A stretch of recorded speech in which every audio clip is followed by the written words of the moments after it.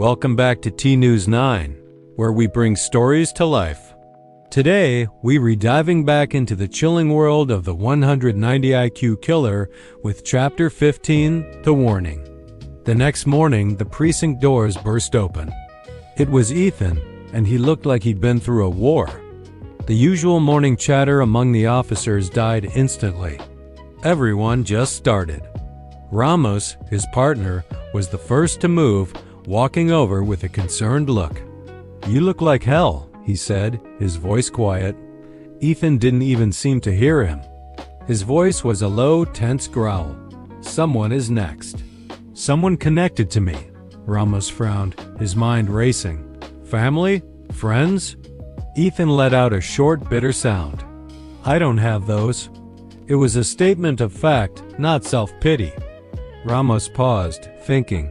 Coworkers, then. It seemed like the only logical next step. But Ethan just shook his head, his gaze fixed on something far away. "No," Ethan explained, his voice becoming clearer, sharper. Kay wouldn't choose someone so obvious. He'd choose someone whose death hurts more than a friend. Someone symbolic. Someone who matters to the investigation itself. The pieces started clicking into place for Ramos.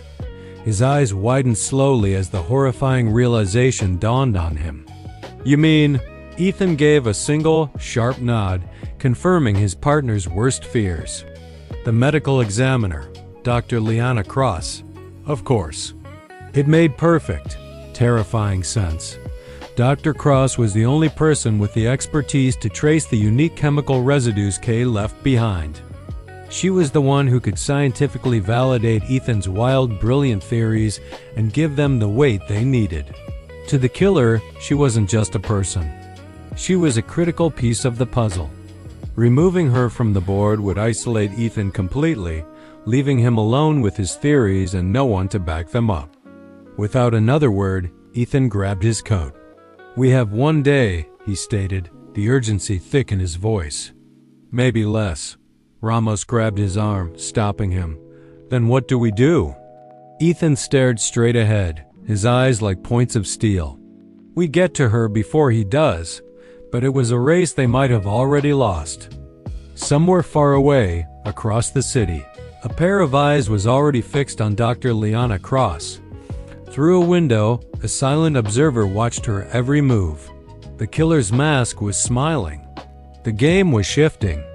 It was time for Act 2. The board is set, and the pieces are in motion. Who will win this deadly game?